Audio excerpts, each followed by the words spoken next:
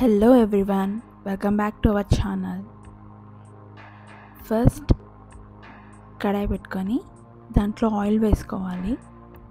Oil వేడి అయిన తర్వాత ఉల్లిపాయలు, పసుపు, అల్లం వెల్లుల్లి పేస్ట్ వేసి బాగా వేగనివ్వాలి. ఇప్పుడు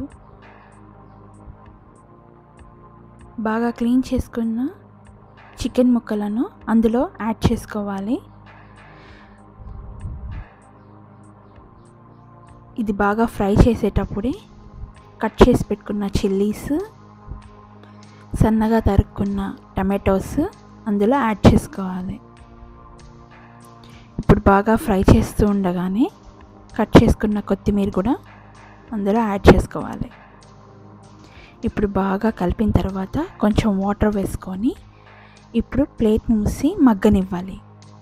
ఆ తర్వాత ప్లేట్ తీసి వాటర్ మొత్తం వెళ్ళిపోయిన తర్వాత ఇందులో స్పైసెస్ యాడ్ చేయాలి.